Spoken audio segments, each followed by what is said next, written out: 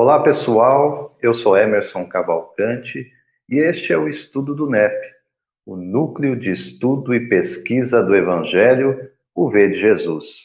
Desde já convidando vocês para que interajam conosco pelas redes sociais, seja através da página do Facebook ou do nosso canal do YouTube, basta digitar NEP V de Jesus e acompanhar os nossos vídeos, as gravações que ficam lá disponibilizadas de forma gratuita para vocês. Aqui, às segundas-feiras, sempre às 20 horas e 30 minutos, nós temos aqui o estudo do Novo Testamento segundo o Espiritismo. A intenção aqui é desdobrar os 27 livros que compõem o chamado Novo Testamento, trazendo, sobretudo, o olhar, a perspectiva do aprendizado a partir da doutrina espírita. O Consolador prometido que veio relembrar as palavras de Jesus, ao mesmo tempo em que explica através das leis divinas e naturais as demais coisas. Aqui no mês de maio nós temos feito aqui uma trajetória, né? Uma jornada, uma caminhada através do livro do Apocalipse.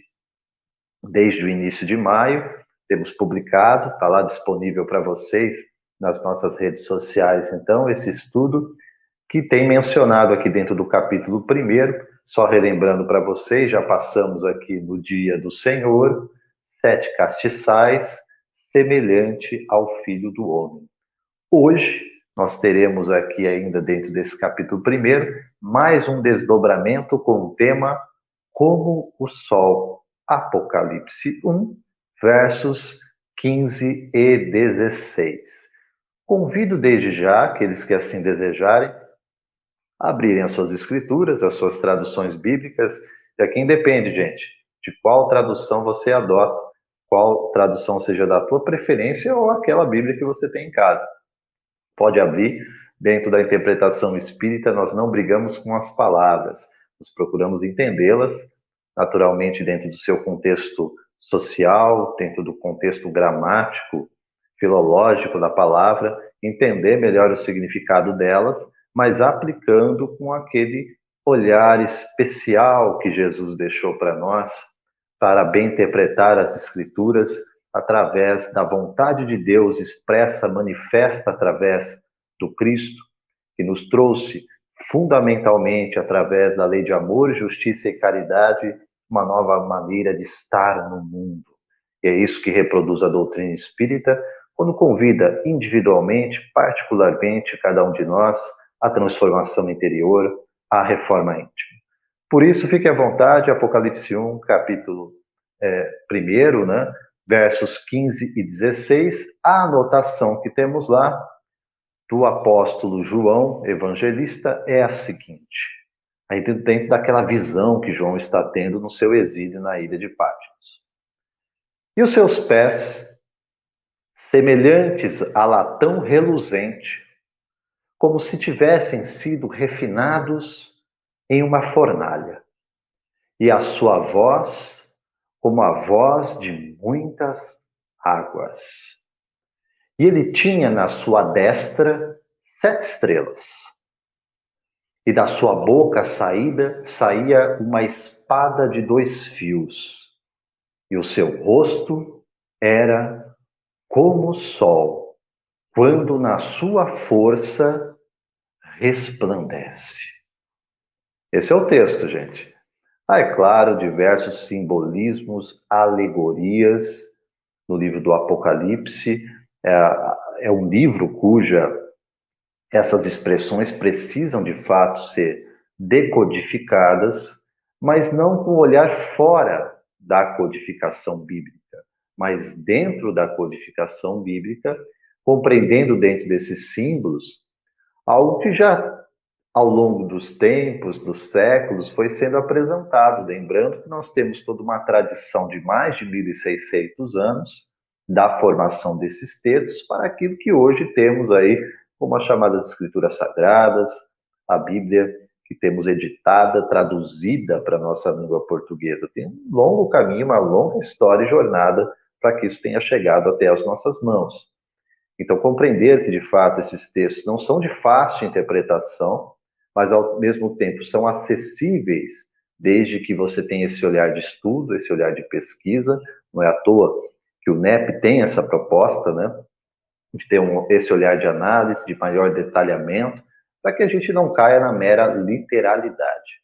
O que está acontecendo aqui, mais uma vez rememorando a situação lá do final do primeiro século da nossa era cristã, é que João, depois de um longo trabalho apostólico, fora exilado, como já mencionei aqui na ilha de Patmos, na Grécia, exatamente pelo seu trabalho, pelo seu ministério de pregação, de ensino e de prática da mensagem de Jesus.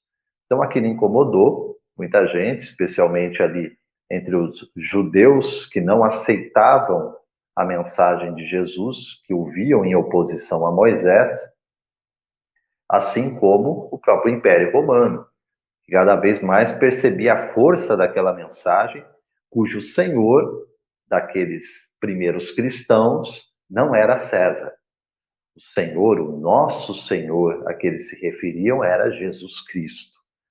Por essa mensagem, por essa convicção ameaçadora ao olhar do império, Pedro e Paulo já tinham sido executados, assim como todos os demais discípulos, apóstolos imediatos do grupo de Jesus, escolhido por Jesus, já tinham partido, já tinham desencarnado.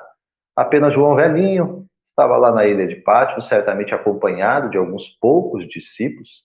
É bem provável que o livro do Apocalipse tenha sido ditado pelo evangelista João a um dos seus discípulos. Então, essas anotações que chegam até nós, quando você fala, né, quando trata a respeito do livro de Apocalipse, o pessoal pensa em eventos, né, em situações que ocorrem com o objetivo de destruir, de acabar com o mundo. Absolutamente não. Já tratamos disso nos vídeos anteriores. Apocalipse significa revelação. Então, a intenção de Jesus, que é o verdadeiro autor do livro do Apocalipse, das profecias que ali se encontram, dos ensinamentos ali contidos, Jesus transmite através do seu anjo mensageiro. Em outras ocasiões, ele está na presença do próprio João desdobrado. Já tratamos sobre a questão do arrebatado, de que fala aqui João Evangelista logo no começo do livro do Apocalipse. Ele for arrebatado no Espírito no dia do Senhor, está lá no nosso primeiro vídeo, né? Então ele é emancipado, desdobrado em corpo espiritual, recepciona então aquelas projeções, aquelas imagens, aquelas falas, e tenta aproximar dentro da nossa linguagem humana, um trabalho sem dúvida bastante complexo, para que a gente venha compreender qual o sentido desta mensagem, atualizando-a naturalmente até os dias atuais, de hoje, para que a gente possa compreender de fato que o Apocalipse tem uma mensagem para a nossa geração. É a mesma de todas as demais gerações, mas é claro que quanto mais o tempo passa e o ciclo de evolução vai andando, vai indo adiante, nos aproximamos cada vez mais daquilo que na doutrina espírita nós conhecemos como esse ápice da transição planetária. Momento em que a Terra, então, gravitará na escala dos mundos, deixando de ser um mundo de provas e expiações como ainda é, para transitar integralmente para uma nova situação. Mundo de regeneração. Lembrando que isso não é simplesmente um liga e desliga, no sentido agora deixou de ser, agora passou a ser. Também é um processo que tem sido cumprido, por isso falamos transição, momento em que vivemos, mas que ainda a dor, o sofrimento, as expiações são necessárias, exatamente para que cumpramos esse tempo, né? Os chamados tempos preditos, como encontramos na codificação bíblica. E chegando então a este ápice, o livro do Apocalipse descreve situações, acontecimentos, desde a época de João Evangelista, avançando no tempo, seguramente chegando até a nossa época. Aqui então, essa projeção, essa imagem que aparece diante da visão da clarividência de João Evangelista, diríamos em linguagem espírita, né? Clarividência, a vista clara diante dele daquilo que está lhe sendo revelado é a presença do próprio Jesus ressuscitado. Imagine, né? Aquela visão que João está tendo, e aí, em determinados aspectos, ele vai tentando traduzir diante da linguagem possível, assimilável por nós. Você vai olhar o verso 15, né? O que ele está descrevendo? Dessa aparição de Jesus ressurreto diante dele. Está dizendo assim, aos seus pés, semelhantes a latão reluzente, como se tivessem sido refinados em uma fornalha. E a gente vai lembrar essa menção aos pés, né, de Jesus, aqui na aparição, de que esses pés passaram, transitaram por este planeta, fazendo as suas caminhadas, dizendo siga-me para aqueles que assim o desejassem, mas deixando bem claro qual seria o caminho. Essa expressão tão cara aos cristãos do primeiro século, que se intitulavam dessa forma os homens do caminho, porque entendiam que este caminho, sendo Jesus a nos conduzir ao nosso Deus Pai, Jesus então é este caminheiro que nos convida a fazer a jornada com Ele. E nos passos de Jesus, os pés do Mestre são mencionados aqui na aparição a João Evangelista. Mas não são quaisquer pés. Está citando aqui, mencionando que esses pés têm um sentido de luminosidade. Porque o traço da caminhada de Jesus neste mundo deixou e deixa marcas inconfundíveis. Nenhum outro caminho é semelhante ao caminho apresentado por Jesus. Por isso ele nos dissera: quer vir após mim? Tome a sua cruz, renuncie a si mesmo, siga-me.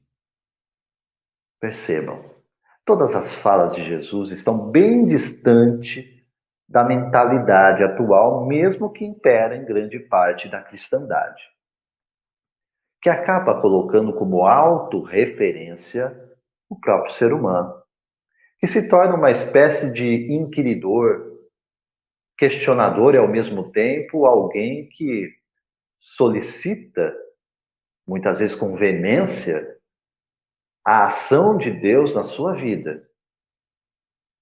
Mas não para lhe pedir sabedoria, para lhe pedir humildade, para pedir fé, o desenvolvimento do amor-caridade em si, mas para que ele tenha facilidades, privilégios, normalmente de ordem material aqui neste mundo.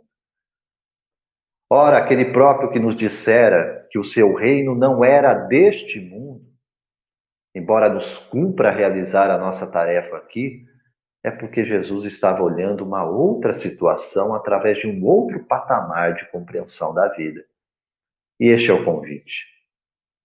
De fato, percebemos que a nossa trajetória nesse mundo é uma trajetória na qual nos cabe o testemunho.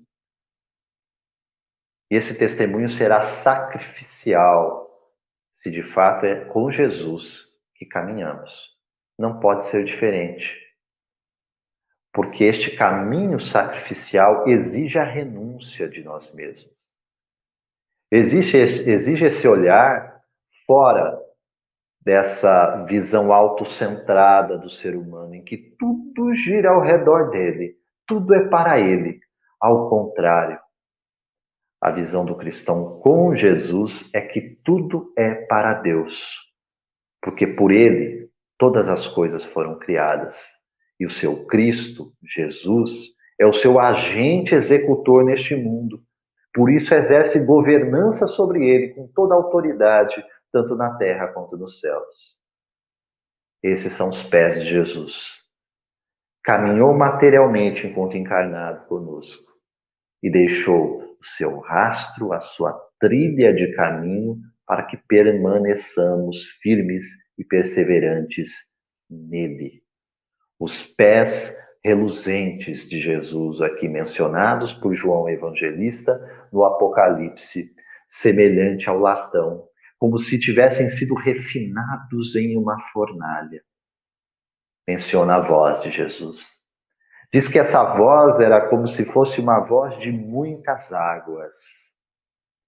Quem já teve a oportunidade de chegar perto de um local em que a água está ali transitando e que seja um lugar silencioso, percebe o quanto pacifica a alma, só aquele som da água passando, do barulho natural, do ambiente e a nossa presença ali a nos sensibilizar com a ação da natureza sobre o homem.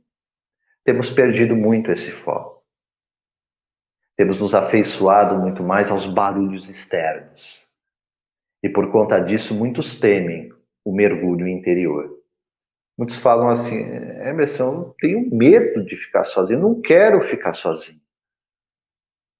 E esse aparente medo de solidão, na verdade, tem a ver com a dificuldade que nós temos ainda de interagir conosco, de fazer introspecção, que tem a ver com exame de consciência, que tem a ver com conhecimento de si mesmo e, portanto, com reforma íntima, com transformação interior.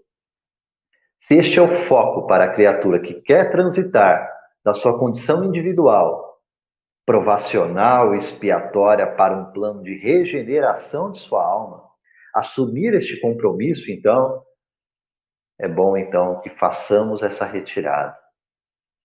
Muitas vezes não será possível fisicamente, dependendo de onde nós moramos, de onde nós nos encontramos.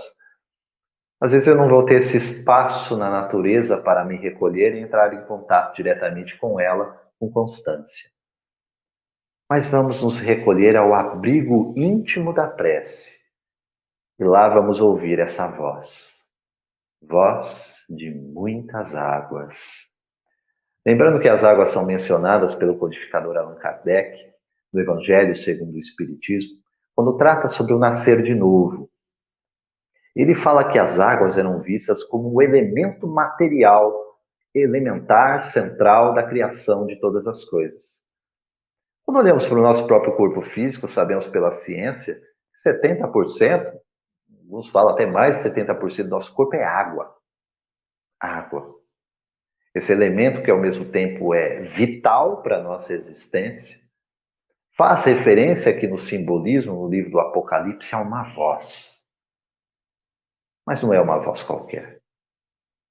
Não é a voz barulhenta da nossa geração, que parece que pede cada vez mais entretenimento para que a gente fuja deste autoencontro.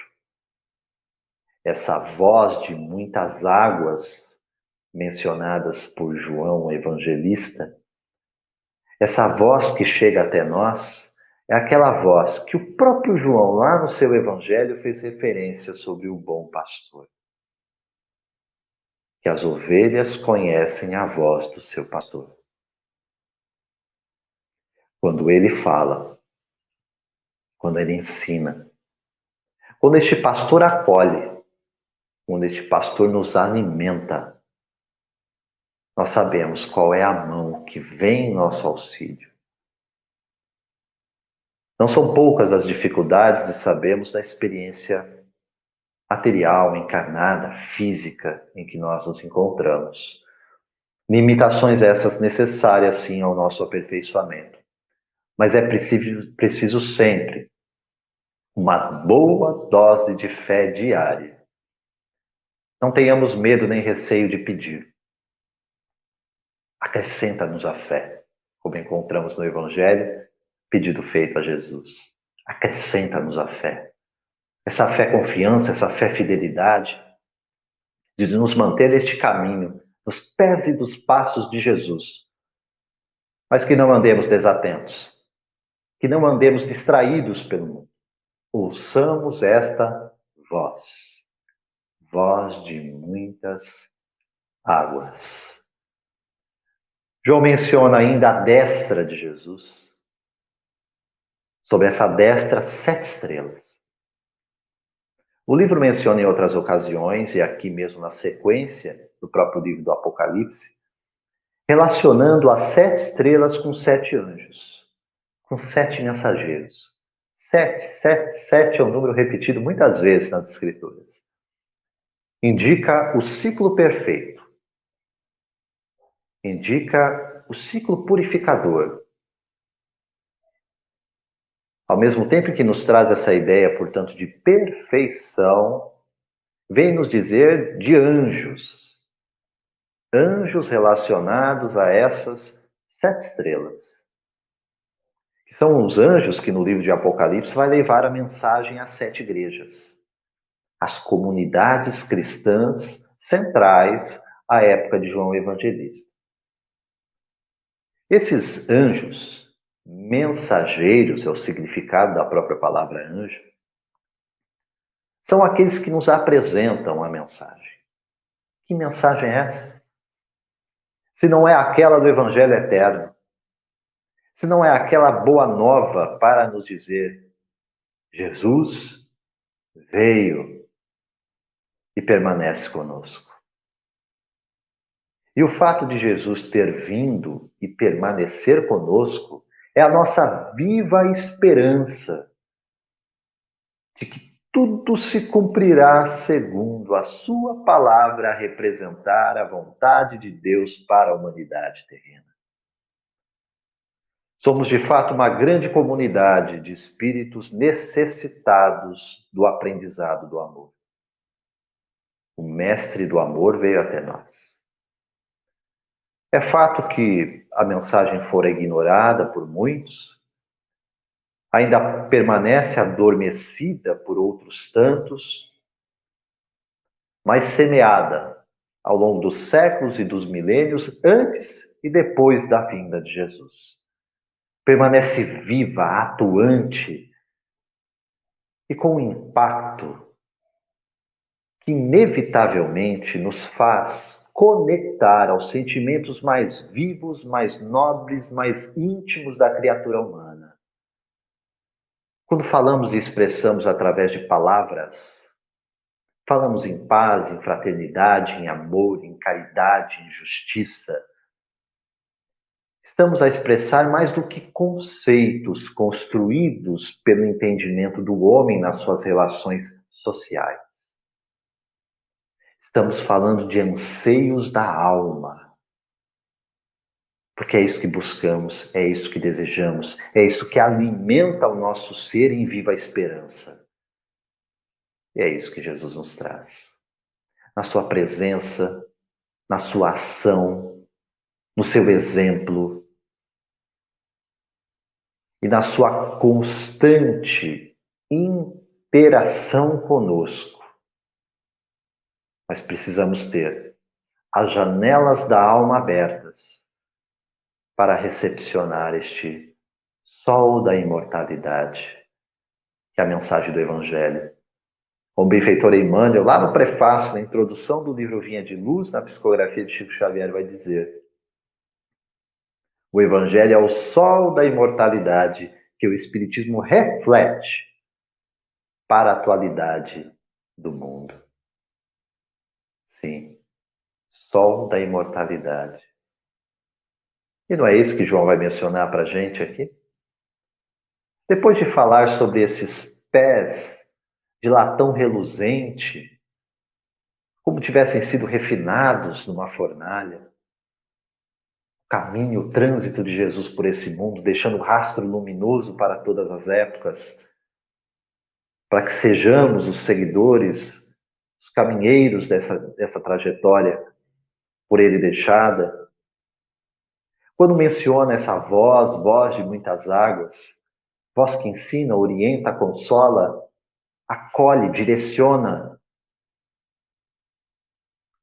Depois de João ainda nos apresentar essa destra com sete estrelas, os mensageiros enviados a todos os cantos do planeta para anunciar o Evangelho eterno para todas as nações, povos e línguas. João ainda nos fala sobre uma espada. Diz que da boca dessa aparição de Jesus ressuscitado saiu uma espada. Uma espada aguda de 2 fios. Eu lembro aqui brevemente Paulo na carta aos Efésios, nós estejamos tratando dos escritos de João, né? Relembremos que tudo isso é uma grande unidade. Então, o apóstolo Paulo, lá na carta aos Efésios, vai dizer que a espada do Espírito é a palavra de Deus. Já mencionamos também em outras ocasiões aqui, gente, palavra de Deus é mais do que o texto, mais do que o livro. Essa é uma mensagem gravada, é um lembrete constante para estar diante da gente, para que a gente medite, faça as nossas reflexões, aprofunde, compreenda, estude, introjete o ensinamento. Sim, tudo isso é real e verdadeiro. Mas a palavra de Deus, reforçamos aqui mais uma vez, ela tomou forma, ela encarnou, ela é uma pessoa. É com essa pessoa que eu me relaciono para estar em contato com Deus. Essa pessoa é a individualidade que se manifesta na aparição aqui para João Evangelista. Jesus.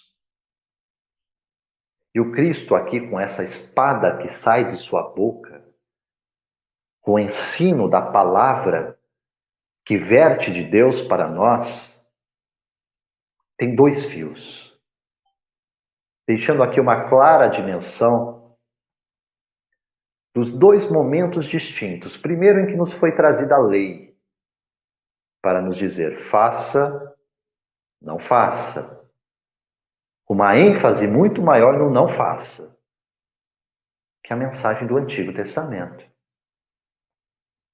A força da lei, pelo qual os mundos são governados, e está expresso e manifesto para a gente no Decálogo.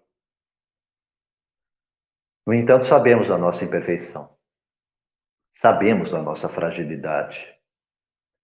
Sabemos da nossa falta de entendimento e de sabedoria. E por isso, essa primeira mensagem do Antigo Testamento, do Primeiro Testamento, da primeira revelação, fora complementada, mais do que isso, ampliada. Aquilo que não mais se aplicara em lei cerimonial, civil, religiosa, penal, da época de Moisés, ficou, caducou. Fica para a sua época, para o seu tempo, para os seus costumes. Mas a essência da lei divina é a mesma em todos os tempos, em todas as épocas. E essa, cuja semente já estava presente, que é o evangelho embrionário lá dentro, a nos anunciar a vinda do Messias, afirmar o passo no entendimento desse Deus único, Pai de todos nós. É dentro deste entendimento, então, que essa espada que sai da boca de Jesus, de dois fios, primeira e segunda revelação, Antigo e Novo Testamento, naquilo que encontra a sua ênfase e a sua centralidade de interpretação, de entendimento e de aplicação para nós em Jesus. Sendo ele, portanto, a chave interpretativa de toda a Escritura. E aí fica mais acessível, fica mais compreensível como aplicar isso através de um modelo padrão da imagem e semelhança de Deus que se encontra em Jesus Cristo. Ele, portanto, sendo este referencial, a ele devemos nos conformar. Modelar, portanto, o nosso ser segundo o entendimento, modo de sentir, de viver e de expressar Deus que está em Jesus. Isso só se dá através dessa comunhão aqui mencionada, aqui citada. João, então, finaliza essa narrativa entre os versos 15 e 16 do primeiro capítulo de Apocalipse para nos dizer: e o seu rosto era como o sol, quando na sua força resplandece. Já mencionamos aqui aquele sol da imortalidade de que diz Emmanuel na psicografia de Chico. dizendo que o Evangelho é este sol.